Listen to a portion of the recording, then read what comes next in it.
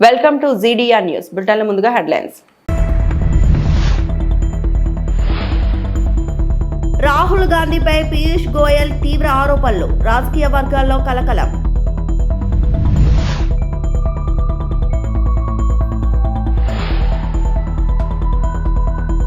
దేవాలయాలు శాంతి సౌభ్రాతృత్వానికి మార్గం, పులివెందుల్లో వైఎస్ జగన్.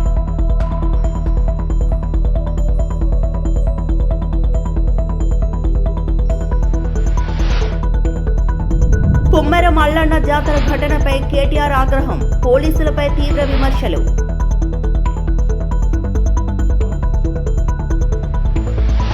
ద్రౌపది ముర్ము మహారాష్ట్రలోని బుల్ధానాలో నిర్వహించిన నేషనల్ ఆరోగ్య ఫేర్ 2026 కార్యక్రమానికి ముఖ్య అతిథిగా హాజరయ్యారు. ఈ సందర్భంగా రాష్ట్రపతి ఆరోగ్య సేవల ప్రాధాన్యతను ప్రస్తావిస్తూ గ్రామీణ ప్రాంతాల వరకు నాణ్యమైన వైద్య సేవలు అందుబాటులోకి రావాల్సిన అవసరాన్ని పర్యవేక్షించారు. కేంద్ర రాష్ట్ర ప్రభుత్వాలు ప్రజారోగ్య రంగంలో తీసుకుంటున్న చర్యలను అభినందించారు.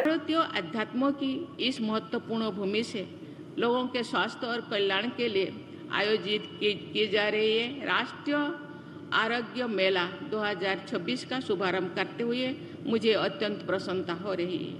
मुझे बताया गया है कि इस 4 दिवसीय आयोजन के दौरान आयुष चिकित्सा पद्धतियों के विभिन्न आयामों पर विचार विमर्श किया जाएगा। आयुष के प्रति लोगों की जागरूकता बढ़ाने के लिए परामर्श शिविरों और औषधि पद्धतियों का आयोजन किया जा रहा है। ऐसे आयोजनों की विशेषज्ञों, उद्योग जगत के प्रतिनिधियों और जनसामान्यों के बीच संवाद एवं सहभागिता स्थापित करने में महत्वपूर्ण भूमिका है। मुझे विश्वास है कि ये मेला आयुष के समग्र दृष्टि को जन जन तक पहुंचाने का एक सशक्त माध्यम बनेगा। मैं इस आयोजन से जुड़े आयुष मंत्रालय, महाराष्ट्र सरकार और अन्य सभी भागीदारों को सराहना करती हूँ। देवियों और स्वजनों, हमारी परंपरा में कहा गया है आरोग्यं परमं शुभम, अर्थात आरोग्य यानी समग्र स्वास्थ्य ही सबसे बड़े सुख है। शरीर ही समस्त कर्तव्यों को पूरा करने का प्रथम साधन है। देश को सशक्त बनाने में स्वस्थ नागरिकों की महत्वपूर्ण भूमिका है। బీజేపీ లోక్సభ ఎంపీ కేంద్ర వాణిజ్య మంత్రి పీయూష్ గోయల్ కాంగ్రెస్ నేత రాహుల్ గాంధీపై తీవ్ర ఆరోపణలు చేశారు. జాతీయ ప్రయోజనాల విషయంలో ఆయన రాజీ పడుతున్నారని, దేశ విరోధ శక్తుల చేతిలో బొమ్మగా మారారని విమర్శించారు. అదేవిధంగా మాజీ ప్రధాని ఇందిరాగాంధీ విదేశీ గూఢచారి సంస్థలైన సిఐఐ, కేజీబీ వంటి సంస్థల నుండి నిధులను స్వీకరించారనే ఆరోపణలు కూడా గోయల్ చేశారు. ఈ వ్యాఖ్యలు రాజకీయ వర్గాల్లో చర్చనీయాంశంగా మారాయి. देश को कॉम्प्रोमाइज करने में कभी पीछे नहीं हटे।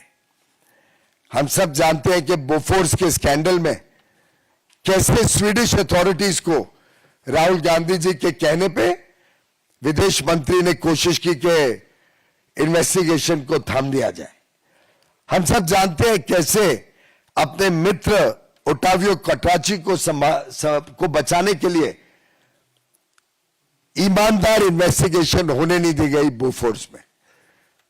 पता नहीं कांग्रेस का और राजीव गांधी जी का बोफोर्स में क्या हाथ था, और यह हाथ ऐसा है उनका जो लाखों करोड़ों रुपए के भ्रष्टाचार में पाया गया है, कलंकित किया देश को विश्व के सामने और देश को कॉम्प्रोमाइज किया इस गांधी परिवार ने। इंदिरा गांधी जी कोई पीछे नहीं रही कॉम्प्रोमाइज करने में देश के हितों को। हमने देखा एम्बेसडर मोनियान ने कैसे कंफर्म किया कि सीआईए कांग्रेस को बार बार इलेक्शन के लिए फंड्स प्रोवाइड करती थी, पैसे दिया करती थी, और सीआईए के माध्यम से कांग्रेस पार्टी अपने राजनीति चलाती थी। हमने मिट्टोकिन आर्काइव्स में देखा कैसे सूटकेस भर भर के केजीबी पैसा दिया करती थी कॉम्प्रोमाइज्ड इंदिरा गांधी जी को।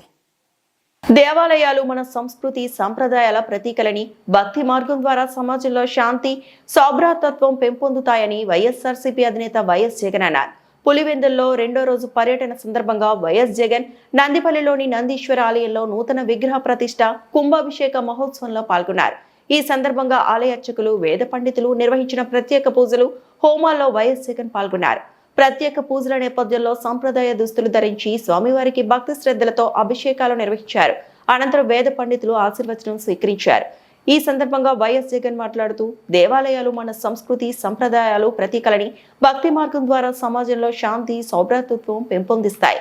గ్రామీణ ప్రాంతాల్లో ఆలయాల అభివృద్ధి, పునర్నిర్మాణం ద్వారా ఆధ్యాత్మిక చైతన్యం మరింత విస్తరిస్తుంది అని అన్నారు. ఓన్లీ కంకణదారులు మాత్రమే లోపలికి వెళ్లాల్సి ఉంటుంది కాబట్టి దయచేసి యాగశాల దగ్గర ఎవరే గాని తోపులాట గురి చేయొద్దు. ఓన్లీ కంకణదారులు మాత్రమే లోపలికి వెళ్ళాలి.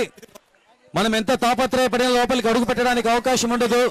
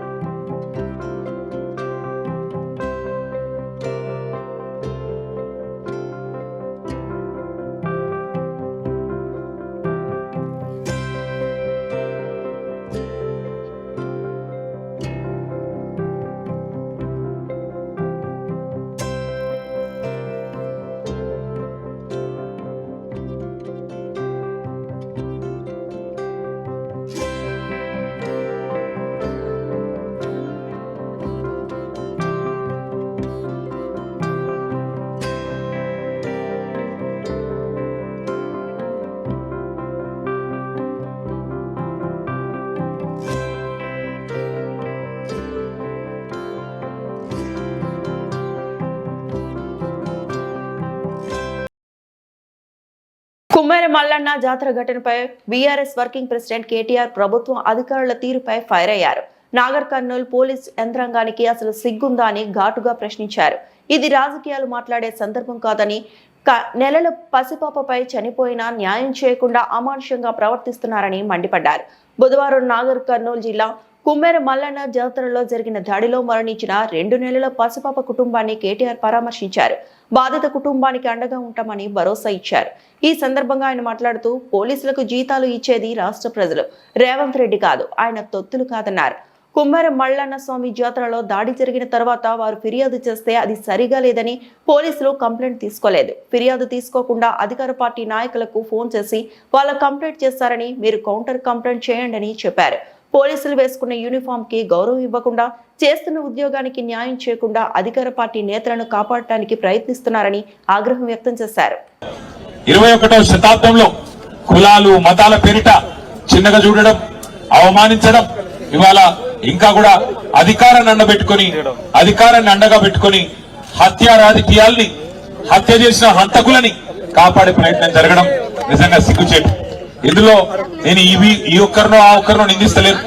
ఇందులో హంతకులకు అండగా నిలబడ్డ ప్రతి ఒక్కడు, వాడు ఎవడైనా గాని, వాడి దోషి రాష్ట్ర ముఖ్యమంత్రి అయినా, స్థానిక ఎమ్మెల్యే అయినా, స్థానిక ఎంపీ అయినా, ఎవరైనా కూడా ఈ తప్పు, ఆ పసిగుడ్డు ప్రాణాలు తీసిన హంతకులకు అండగా నిలబడ్డ వారు ఎవరైనా సరే వారిది ఖచ్చితంగా తప్పే.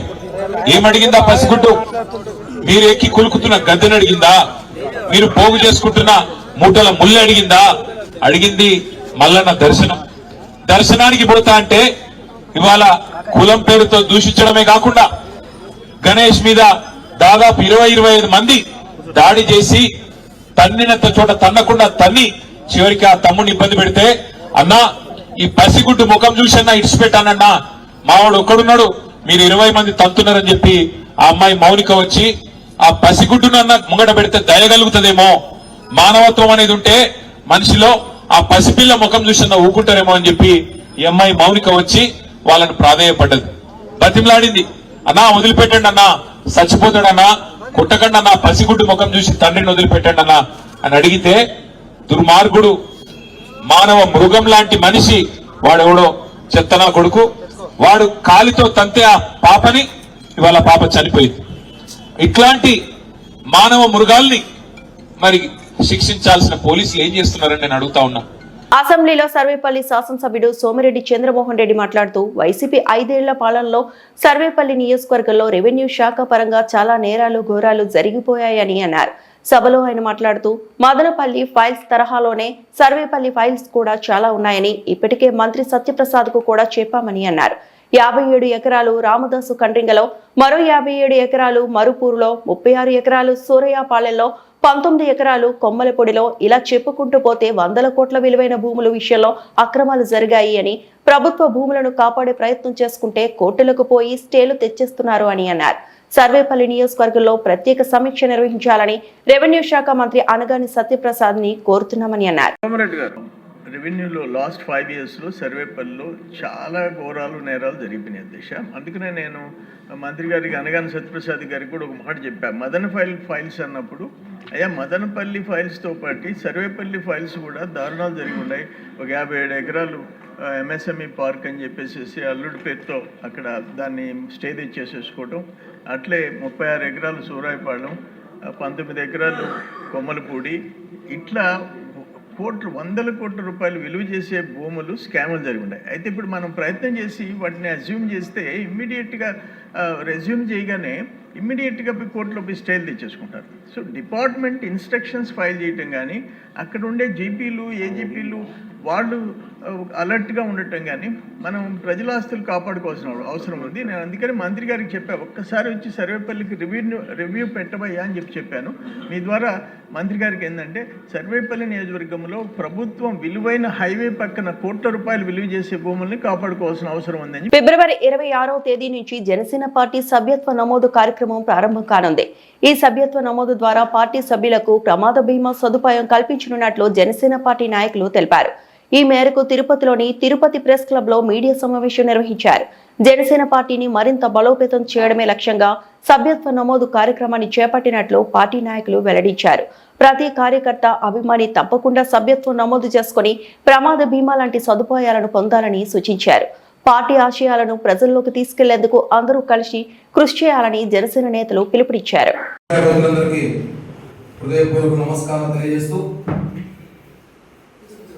ఈరోజు ప్రెస్ మీట్ ముందు జనసేన పార్టీ ఉద్యమి సభ్యత్వ నమోదు కార్యక్రమం పోస్టర్లు జనసేన పార్టీ ముఖ్య నాయకులు కార్యకర్తల ఆధ్వర్యంలో లాంచ్ చేయడం జరిగింది. జనసేన పార్టీ మనం 2014 తర్వాత ఆ రోజు 5 మందితో స్టార్ట్ అయిన పార్టీ ఇప్పుడు లక్షలాది మంది కార్యకర్తలతో రాష్ట్రంలోనే అతిపెద్ద భారీ పార్టీగా పేర్కొనడం పవన్ కళ్యాణ్ గారు చేసిన కృషి. ఏదైతే పవన్ కళ్యాణ్ గారు భారతదేశంలోనే ఏ ఒక్క నాయకుడు ఏ ఒక్క పార్టీ కూడా తన కార్యకర్త బతికుండగా చేయడం గొప్పగా వాళ్ళ కుటుంబానికి ఏమైనా ప్రమాదశాత్తు వాళ్ళు ఏమైనా చనిపోయినా లేకపోతే ఏమైనా ఇబ్బంది జరిగినా వాళ్ళ కుటుంబాన్ని ఆదుకోవాలనే ఆలోచనతో మొట్టమొదటిసారిగా సభ్యత్వ కార్యక్రమాన్ని వాళ్ళకి ఇన్సూరెన్స్ ద్వారా 5 లక్షల రూపాయలు వాళ్ళ కుటుంబానికి ఇవ్వడానికి పవన్ కళ్యాణ్ గారు శ్రీకారం చుట్టారు. ఇది గత 5 సంవత్సరాలు చేస్తున్నాం. ఎక్కడి నుంచో చాలా చిన్నగా స్టార్ట్ చేసి ఈరోజు దాదాపు 15 లక్షల మందికి పైగా క్రియాశీలక సభ్యతలు పొందిన ఉన్నారు ఈ రాష్ట్రంలో. ఈసారి ఇంకా ఎక్కువ రాబోతున్నాం, ఎందుకంటే యువత ఇంకా కొంతమంది ఓటర్ హక్కు వచ్చింది, చాలా మంది జాయిన్ అవుతున్నారు. ఇంకోటి ఏమంటే గతంలో 500 రూపాయలున్న ఇన్సూరెన్స్ క్రియాశీలక సభ్యతల నమోదుని ఈసారి 100 రూపాయలు తగ్గించి నా కార్యకర్తలు నా మనుషులు వాళ్ళకి ఏమైనా జరిగితే వాళ్ళ కుటుంబానికి భరోసాగా జనసేన పార్టీ ఉందని చెప్పడానికే పవన్ కళ్యాణ్ గారు ఈరోజు ఈ నిర్ణయం తీసుకొని ఈరోజు ఈ జనసేన పార్టీ ఉద్యమ సభ్యత్వ నమోదు కార్యక్రమం చేపట్టడం చాలా గొప్ప నిర్ణయం. ఎందుకంటే రాజకీయాల్లో వాడుకొని వదిలేసిన నాయకులు చూస్తుంటాం, అధికారం వచ్చిన తర్వాత పట్టించుకున్న నాయకులు చూస్తుంటాం.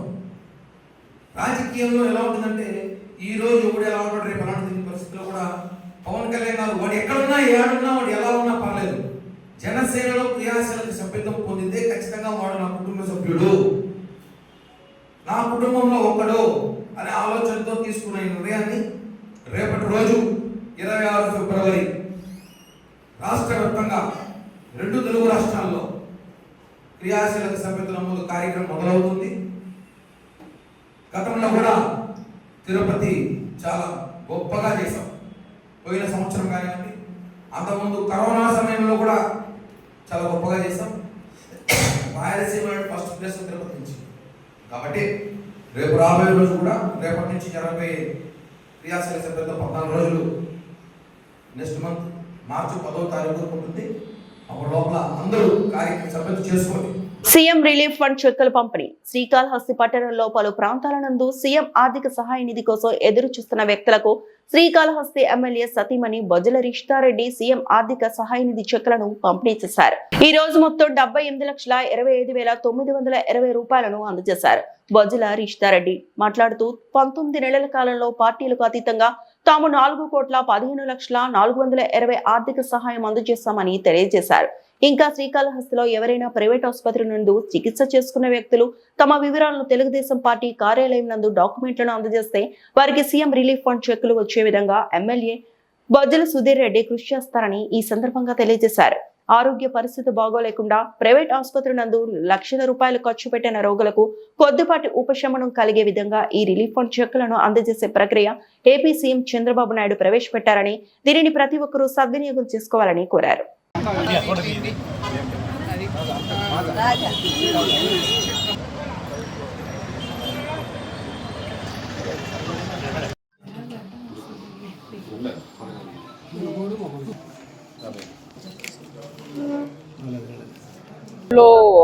సిఎంఆర్ఎఫ్ రిలీఫ్ చెక్స్ డిస్ట్రిబ్యూషన్ చేస్తున్నాము.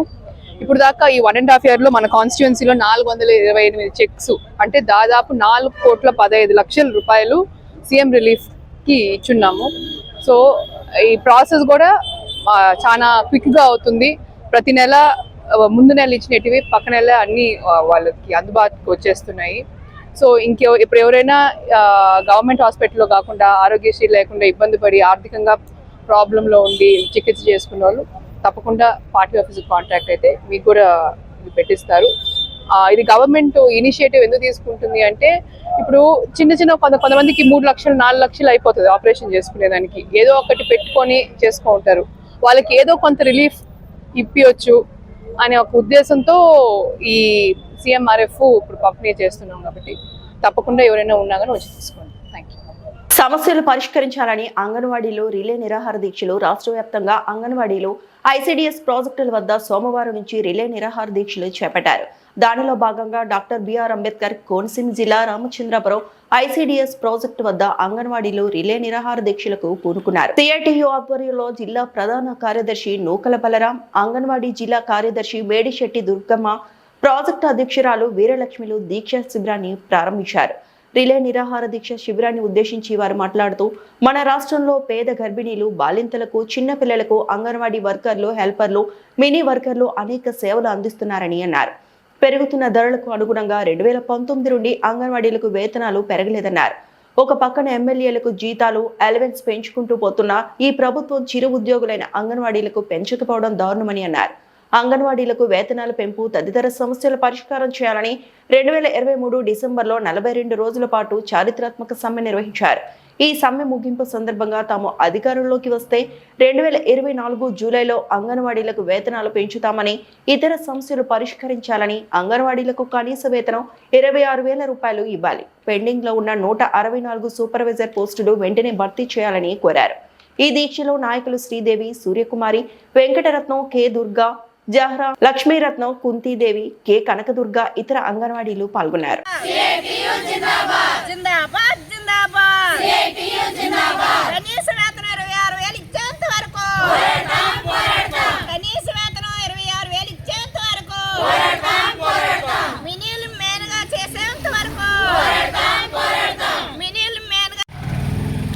నా పేరు ఎం దుర్గమ్మ, రామచంద్రపురం ప్రాజెక్టు ప్రధాన కార్యదర్శి. ఈరోజు 23-24 ధర్నా నిర్వహించడం, రాష్ట్ర పిలుపు మేరకు ధర్నా నిర్వహించడం జరుగుతుంది. ఎందుకంటే 42 రోజులు అంగన్వాడీ సుదీర్ఘకాలంగా సమ్మె చేసాం. 42 రోజుల్లో కూడా గత ప్రభుత్వం మినిట్ రాసిచ్చింది. మినిట్ ప్రకారంగా ఆ రోజు ప్రతి కూటమి ప్రభుత్వం ప్రతి టెంట్ దగ్గరికి వచ్చి మీ సమస్యలు మా ప్రభుత్వం మేము నగ్గితే మీ సమస్యలు పరిష్కరిస్తామనేసి చెప్పారు. కానీ ఇప్పుడు మేము ఏ రిప్రజెంటేషన్ ఇచ్చినా కూడా అది పక్కనే పడేయడం జరుగుతుంది. ప్రభుత్వం స్పందించి మా సమస్యలు పరిష్కరించాలనేసి ఇప్పటి వరకు మేము వేచి చూసాం. ఇప్పుడు ప్రభుత్వ స్పందన లేక మేము ధర్నాకు దిగవలసి వచ్చింది.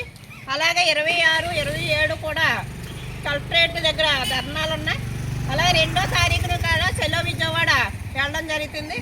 ఎందుకంటే జీతాలు సుప్రీంకోర్టు తీర్పు ఏదైతే ఇచ్చిందో సుప్రీంకోర్టు తీర్పుని అమలు చేయండి, 26,000 మాకు జీతం పెంచండి, మమ్మల్ని ప్రభుత్వ ఉద్యోగులుగా చేయండి అనేసి మేము అడుగుతున్నాం. కానీ సంక్షేమ పథకాలు కూడా మాకు కట్ చేసేసారు. 11,500కి పెరిగిన ధరలకు అనుగుణంగా మా జీతాలు లేవు. కాబట్టి ఎన్ని రోజులైనా సరే కానీ మా జీతం పెంచే వరకు కూడా మేము విజయవాడలో ఉండి మేము పోరాటం చేస్తామని ప్రభుత్వానికి హెచ్చరిక. అనకాపల్లి జిల్లా నర్సీపట్నం తప్పుడు పత్రాలతో ప్రభుత్వ భూమి కాజేసిన 6గురు అరెస్ట్. నాతవరం మండలం పరిధిలో లింగంపేట గ్రామంలో సర్వే నెంబర్ 46లో ఉన్న గ్రామఖండం ప్రభుత్వ భూమిని తప్పుడు పత్రాలు సృష్టించి 12 సెంట్లు రిజిస్ట్రేషన్ చేయించుకున్న 6గురు వ్యక్తులను పోలీసులు అరెస్టు చేశారు. పంచాయతీ కార్యదర్శి బాపూజీ ఫిర్యాదు మేరకు నాతవరం పోలీస్ స్టేషన్లో కేసు నమోదు చేశారు. ఎంఆర్ఓ ఓ చంద్రలేఖ, ఎంపీడీఓ సత్య శ్రీనివాస్, ఎస్ఐ వై తారకేశ్వరరావు సంయుక్తంగా సర్వే నిర్వహించగా భూమి ప్రభుత్వానికి చెందినదిగా నిర్ధారించారు. మోసపూరిత పత్రాలు సమర్పించినట్లు రుజువు కావడంతో లోకవరపు నూకరాజు, లోకవరపు మంగ, లోకవరపు కొండబాబు, లోకవరపు నారాయణమూర్తి, పైలా సీతారామ, నాగజమీలు, లోకవరపు వరహాలు బాబును అరెస్టు చేసి కోర్టులో హాజరుపరుస్తున్నట్లు సర్కిల్ ఇన్స్పెక్టర్ రేవతమ్మ తెలిపారు. ఇన్స్పెక్షన్ కమిటీ మరియు గ్రామ పంచాయతీ కార్యదర్శి గారు నాతవరం పోలీస్ స్టేషన్లో రాత్రి రిపోర్ట్ ఇచ్చారండి. ఆ రిపోర్టు నివేదిక ప్రకారం crime number 23/26 under section 318 class 4 338 BNS ప్రకారం కేసు రిజిస్ట్రేషన్ చేశామండి. దీనిలో సారాంశం ఏంటంటే లింగంపేటలో సర్వే నెంబర్లో 46లో 12 సెంట్స్ ల్యాండ్ అని, అది గ్రామకంఠం భూమి. అది గౌరవ కోర్టు ఆదేశాల మేరకు మేము ఇన్స్పెక్షన్ చేస్తే అది మా గ్రామ పంచాయతీ భూమి వేరే వారు తప్పుడు ధ్రువపత్రాలు సృష్టి పెట్టి సబ్ రిజిస్టర్ ఆఫ్ స్పాట్ రోడ్లో రిజిస్ట్రేషన్ చేయించుకున్నారు. వాళ్ళపై తగు చర్య తీసుకోవాల్సిందని వాళ్ళు చెప్పారు. చెప్పి నివేదిక మాకు సమర్పిస్తే దాని ప్రకారం మేము వాళ్ళందరినీ కూడా ఈ దర్యాప్తులో భాగంగా పికప్ చేసామండి. పికప్ చేసి ఈ రికార్డ్స్ అన్నీ పరిశీలిస్తే వాళ్ళు మాకు ముద్దాయిలుగా తేటతెల్లమైంది. వాళ్ళ దగ్గర ఎటువంటి కాగితాలు కూడా లేవు. వాళ్ళు చూపించిన ఈ కరెంటు బిల్లులు కానీ, ఇంటి పన్నులు కానీ వేరే హౌస్వి, వేరే స్థలాలవి సబ్ రిజిస్టర్ గారికి మంచి ఉద్దేశపూర్వకంగా చూపించి వాళ్ళు రీసెంట్గానే గౌరవ కోర్టు ఉత్తర్వులను ఏమంచో ధిక్కరించి చేయించుకున్నారండి. ప్రభుత్వం ఆస్తిని ఏ ఒక్కరు కూడా ఈ టైప్ ఆఫ్ స్వాహా చేయకూడదు, తప్పుడు పత్రాలు చూపించకూడదు. తప్పుడు పత్రాలు చూపించి ఈ టైప్ ఆఫ్ ఎవరైనా పాల్పడితే చట్టరీత్యా చర్యలు తీసుకునబడినండి. ఈ కేసు ఇంకా దర్యాప్తు కొనసాగుతుంది. ఇప్పుడు మా ఆధీనంలో 6 మెంబర్స్ ఉన్నారు. వీళ్ళని రిమాండ్ పెడతాము. ఇంకా ఈ కేసులు ఇంకెంతమంది ఉన్నా సరే ఎవరిని విడిచిపెట్టమండి. నమస్కారం అండి. Thank you. నేను తహసీల్దార్ నాతవరం అండి. ఇప్పుడు మనం ఇక్కడ సమావేశం అయింది దేనికోసం అంటే ఒక తప్పుడు రిజిస్ట్రేషన్ డాక్యుమెంట్స్ కోసం డిస్కస్ చేయడానికి. ఆ గౌరవ హైకోర్టు ఆదేశాల మేరకు లింగంపేట పంచాయతీ సెక్రటరీ ఎంఆర్ ఆఫీస్కి ఒక దరఖాస్తు చేశారు. సర్వే నెంబర్ 46 గ్రామకంఠంలో తప్పుడు డాక్యుమెంట్స్ తోటి రిజిస్ట్రేషన్ ఉంది, దాన్ని నివేదిక ఇవ్వాల్సిందిగా కోరారు. అదేవిధంగా మేము జాయింట్ ఇన్స్పెక్షన్ చేశామండి. జాయింట్ ఇన్స్పెక్షన్లో ఏం తేలిందంటే సర్వే నెంబర్ 46 గ్రామకంఠం ఖాళీ స్థలం అండి. అది ఆ ఖాళీ స్థలానికి వేరే వేరే ఇల్లులు గల అసెస్మెంట్ నెంబర్లు, తర్వాత కరెంట్ మీటర్లు వేరే వేరే వ్యక్తులు అంటే కొంతమంది వ్యక్తులు ఒక ఫేక్ డాక్యుమెంట్ క్రియేట్ చేసి గ్రామకంఠం ఖాళీగా ఉన్న పంచాయతీ గ్రామకంఠాన్ని వాళ్ళు ఆ అసెస్మెంట్ నెంబర్లు ఏదైతే ఇల్లు ఉందో వాటిని రిజిస్ట్రేషన్ చేసుకున్నారండి. ఈ విధంగా జాయింట్ ఇన్స్పెక్షన్లో తెలిసింది. సో ఈ జాయింట్ ఇన్స్పెక్షన్లో వచ్చిన నివేదికని పంచాయతీ సెక్రటరీకి ఇచ్చామండి. పంచాయతీ సెక్రటరీ వాళ్ళు గ్రామకంఠానికి అథారిటీస్ కాబట్టి వాళ్ళ స్థలాన్ని కాపాడుకోవడానికి ఎవరైతే తప్పుడు రిజిస్ట్రేషన్ చేసుకున్నారో ఆ వ్యక్తులపై తగు చర్యలు తీసుకోవాలని మన స్టేషన్ హౌస్ వాళ్ళకి కంప్లైంట్ ఇచ్చారండి. ఆ కంప్లైంట్ ప్రకారంగానే సదరు వ్యక్తులు ఎవరైతే ఇదయ్యారో వాళ్ళకి స్టేషన్ వాళ్ళు తగు చర్యలు తీసుకున్నారు. ఈ వార్తలు ఇంతటితో సమాప్తం.